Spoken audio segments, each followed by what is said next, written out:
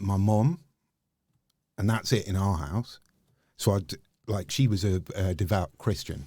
She was she would go to church all the time. And what about you? Were you sort of brought in with that? She tried to do, but both of my sisters before me had already sort of pushed away from it. No bueno. Like, yeah, we're not doing that. We're not doing that. And she was cool. Was she upset, your mum, with that, or was she kind of cool with it? And she's obviously upset. Yeah. She, if you've got complete faith in something as a human being, you want to share that faith with your family, don't you?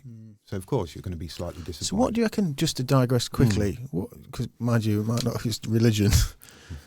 Why do you think your sisters and you? What was it that sort of made you think young and early, like, nah, fuck that, that's not for me, there's something not right there? Was it just boring, or did you sense something? It was boring, to be honest. Yeah.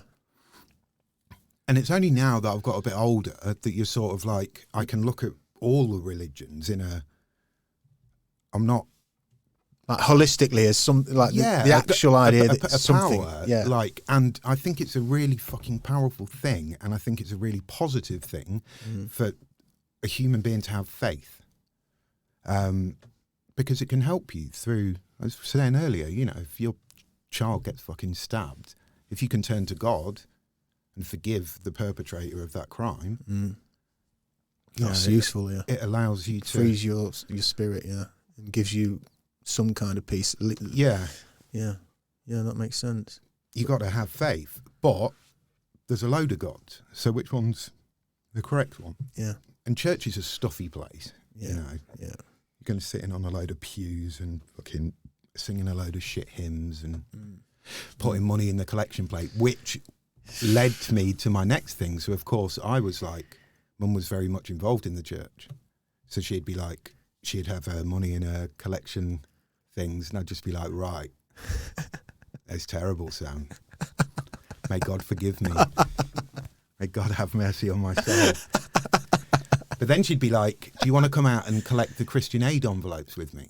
So she would go out, chuck a load of Christian aid envelopes through people's doors around North Icombe. Yep.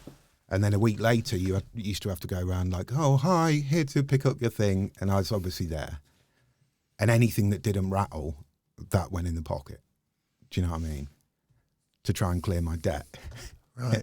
How long did that last before you got pulled on that? I didn't get pulled on that, but what I did Fucking hell, it's a Chew the Chat exclusive. What I did find was a shitload of them. People were just cutting out fucking pages out the case catalogue. Just putting them in a thing? Yeah, just having a jolly. It's like, fuck off. Can't pay my dealer with this.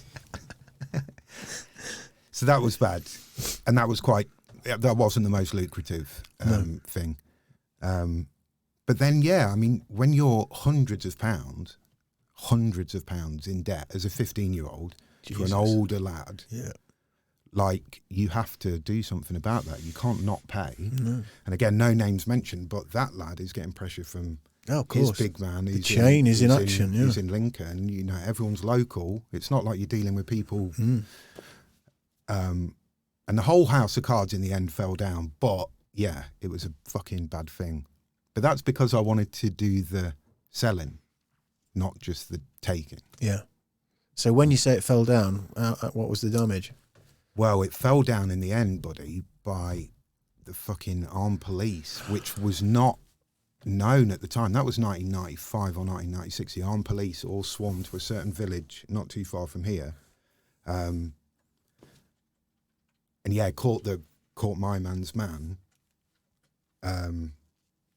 Again, no names mentioned, but apparently he was like standing across the door. Yeah. And when that happened, the whole thing, suddenly there's no drugs in North Icombe. Creates another set of problems because then you've got Moorland, Birchwood, everyone else sort of competing for that. The vacuum.